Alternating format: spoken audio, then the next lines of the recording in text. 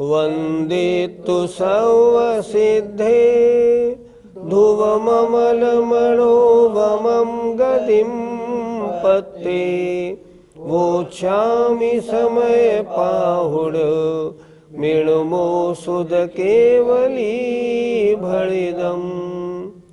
पंच परमेष्ठी भगवान की जय। समय सार ग्रंथराज में रागादि परिणाम जीव के हैं या कर्म के, इस विषय पर चर्चा चल रही है। अगर हम रागादि परिणाम जीव के ही मान लें तो मानना ठीक होगा क्या? और हम जीव और कर्म दोनों के रागादि माने तब क्या होगा? इस संबंध में आज गाथा नंबर 145 में आचार्य श्री चर्चा करेंगे। आइए गाथा नंबर 145 निकाल लीजिए।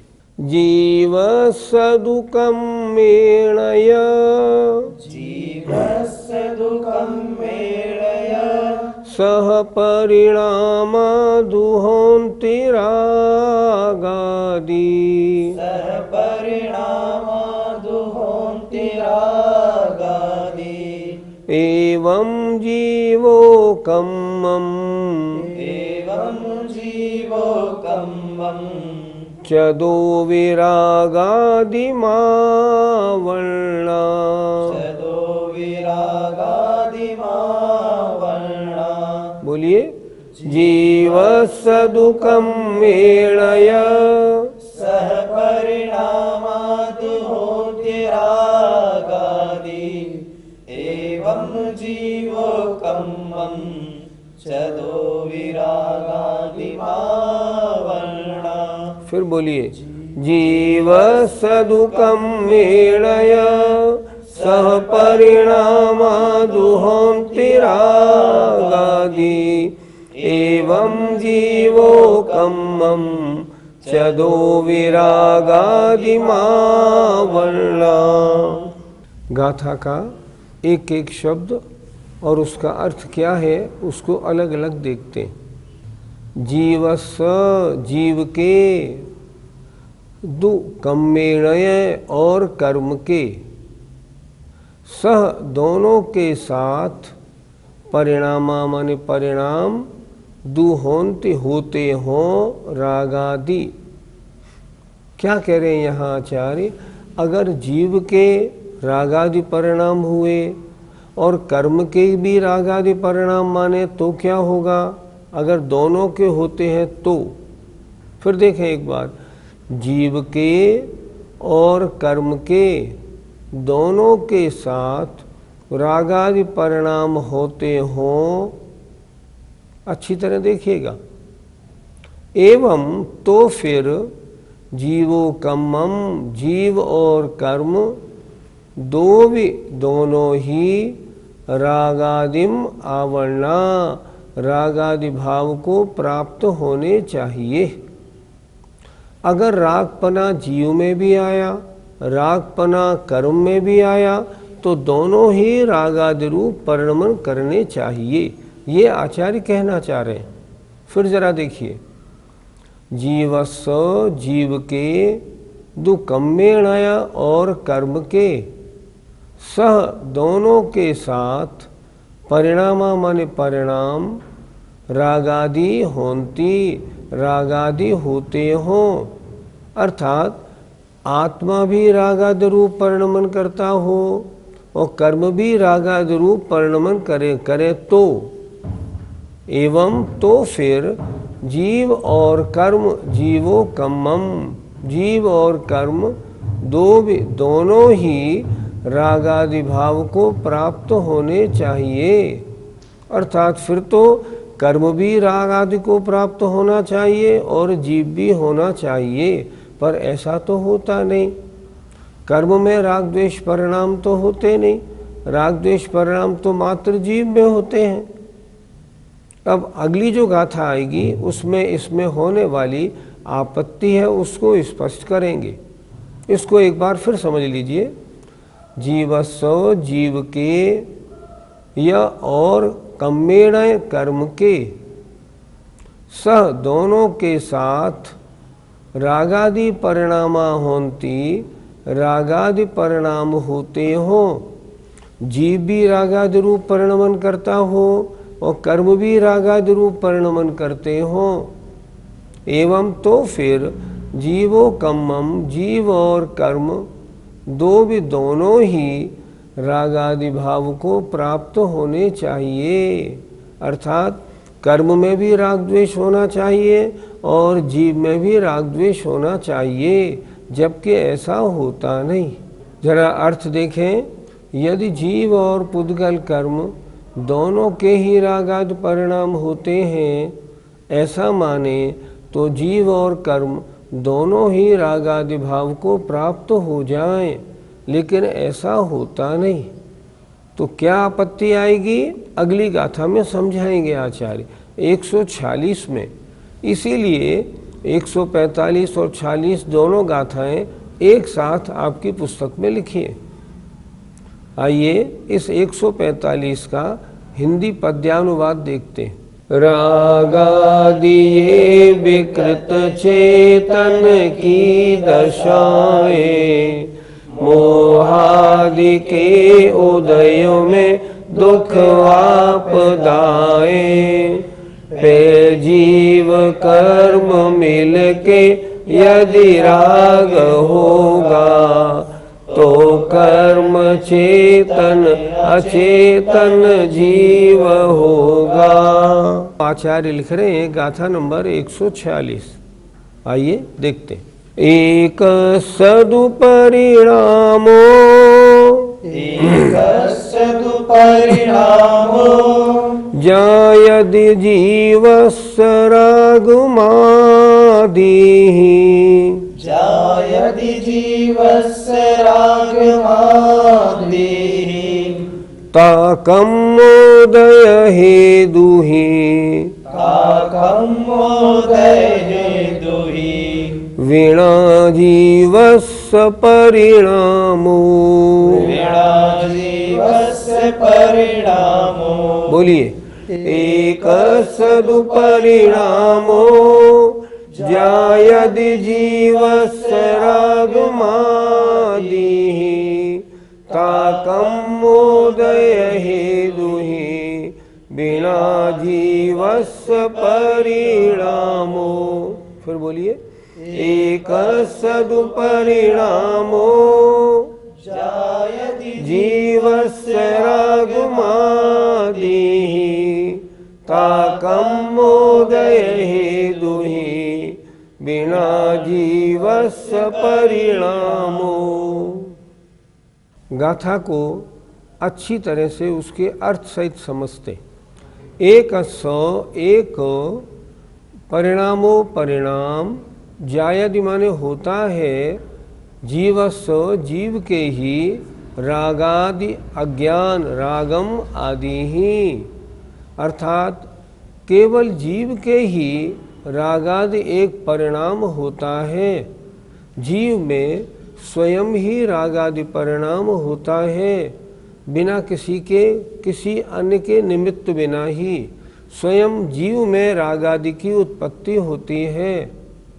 ता माने तो फिर कर्मोदय हेतु ही, कर्म के उदय रूप निमित्त कारण से, बिना उससे पृथक माने उसके अलग ही, बिना ही जीवस्य परिणामो, ये जीव का परिणाम होगा। अर्थात यहाँ ये बता रहे हैं आचार्य, अगर हम ये माने ये तो जीव का अपना परिणाम है और एक जीव के ही रागादि अज्ञान रूप परिणाम होते हैं, अन्य का कोई संबंध नहीं, तो फिर कर्म के उदय रूप निमित्त कारण से पृथक माने अलग ही ये जीव का परिणाम हो गया। मतलब जीव अपनी योग्यता से राग द्वेष आदि रूप परिणमन करता है, अर्थात ये जीव का स्वभाव बन जाएगा। वो बात उचित नहीं है। फिर एक बार देखें। एक सदुपरिणामो, एक परिणाम होता है जीव के ही रागादि अज्ञान, एक जीव के ही रागादि अज्ञान परिणाम होता है, उसमें कर्म कुछ नहीं करते। अगर ऐसा माने तो कर्मोदय हेतु ही कर्म के उदय रूप निमित्त कारण से बिना माने उसके बिना पृथक ही जीवस्व परिणामो, ये जीव का परिणाम हो जाएगा। लेकिन जीव का परिणाम ये है नहीं। अगर कर्म का उदय न मिले तो जीव में रागादि कहाँ से हो जाएंगे, इसलिए ये बात उचित नहीं है। आइए अर्थ देखते हैं। यदि रागादि अज्ञान परिणाम एक जीव के ही होता है तो फिर कर्म के उदय रूप निमित्त कारण से पृथक ही अर्थात उसके बिना ही ये जीव का परिणाम होना चाहिए, पर ऐसा होता नहीं। पंडित जी, जब तीर्थंकर भगवान विहार करते हैं तो उनके राग होता है या नहीं? आपने शायद ये प्रश्न इसलिए पूछा, पहले भगवान सोचते होंगे कि मेरे भक्त वहाँ ज़्यादा हैं, वहाँ मैं समशरण लगाऊं और उनको उपदेश दूं, इसलिए उनके चित्त में विहार के समय राग होता है और जहाँ उनकी इच्छा होती होगी उधर ही उनका विहार होता होगा। नहीं, पर आपका ये चिंतन ठीक नहीं। भगवान के चित्त में राग द्वेष रंच मात्र नहीं। ये तो भव्य जीवों के भाग्य से, जहाँ के भव्य जीवों का भाग्य तेज प्रबल होता है, भगवान का विहार उधर होता है। देखो, सकल की ज्ञाय की स्तुति में एक पंक्ति आती है, भवि भागन वच जोगे वशाय, तुम धुनि वे सुनि विभ्रम नसाय। भवि भागन भव्य जीवों के भाग्य से और वचन योग के वश से आपकी दिव्य ध्वनि होती है, उसे सुनकर जीवों के मिथ्यात्व का नाश होता है। इसलिए तीर्थंकर भगवान का जब विहार होता है तो उनकी कोई इच्छा नहीं होती, विहार तो भव्य जीवों के पुण्य उदय से स्वयं अपने आप ही घटता है। पंडित जी, तो वास्तविकता क्या है? वास्तविकता ये है, आत्मा ने पूर्व जन्म में जो राग द्वेष आदि कर्मों को बांधा है, जब वे कर्म आबाधा काल समाप्त होने पर उदय में आते हैं, तब जैसा उनका स्वभाव होता है उसके अनुसार आत्मा उस रूप परिणमन करता है। राग द्वेष रूप परिणमन करने में आत्मा उपादान कारण है, कर्म निमित्त कारण है, और कर्म रूप परिणमन करने में आत्मा निमित्त कारण है और कार्मण वर्गणा का कर्म रूपपना वो उपादान कारण है। एक दूसरे का निमित्त नैमित्तिक संबंध है। कर्म के उदय से जीव में राग द्वेष हुआ और जीव ने राग द्वेष किया, नवीन कर्मों का बंध हुआ, और वे कर्म जब उदय में आएंगे तब जीव में वैसे परिणाम होते हैं। ये वास्तविकता है, एक दूसरे का निमित्त कारण पना है। कर्म कभी जीव नहीं होते, जीव कभी अजीव नहीं होता। शुद्ध अवस्था में जो जीव है उनमें राग द्वेष आदि रूप परिणमन नहीं होता, और जो कर्म जो है ना, जब तक कार्मण वर्गणा है तब तक उनमें राग द्वेष उत्पन्न करने की शक्ति नहीं होती। जब उनमें अनुभाग बंध आ जाता है, जब वो आत्मा के साथ बंध जाती हैं, तो उनमें उस तरह का असर दिखाने की शक्ति आ जाती है। ये वास्तविकता है। पंडित जी, एक उदाहरण से समझा दीजिए। पानी कैसा होता है? सफ़ेद। पानी में अगर हम एक बूंद स्याही डाल दें, पानी कैसा हो गया? नीला। पानी में नीलापन कहाँ से आया? स्याही के कारण आया। पानी स्वयं अगर वो स्याही नहीं डलती तो पानी नीला नहीं होता। उसी तरह क्या होता है?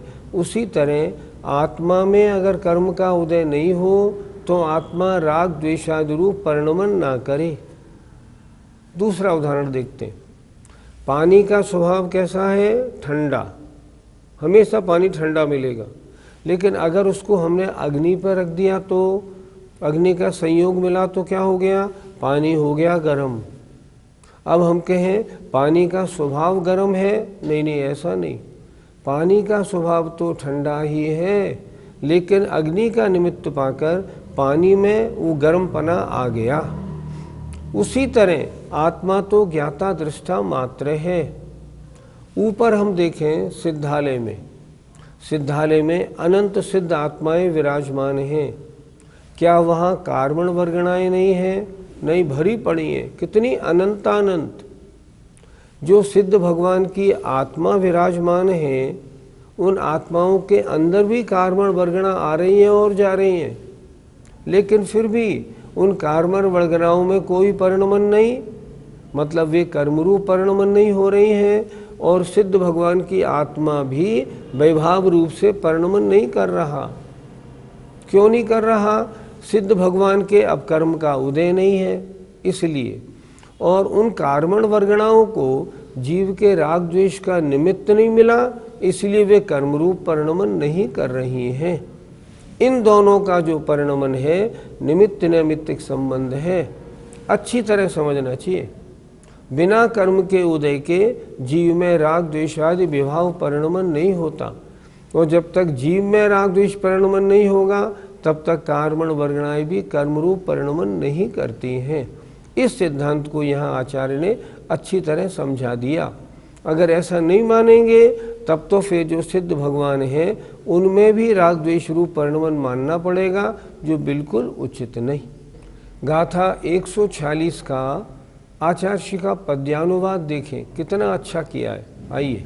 मोहादि का उदय पाकर जीव रागी, होता स्वयं नहीं कभी कहते विरागी। धूलि बिना जल कलंकित क्या बनेगा, क्या अग्नि योग बिन नीर कभी जलेगा। कितना अच्छा उदाहरण और कितनी अच्छी बात। मोहादि का उदय अगर नहीं होगा ना, तो जीव कभी रागी नहीं होगा। ऐसा कौन कहते हैं? विरागी, वीतराग भगवान कहते हैं।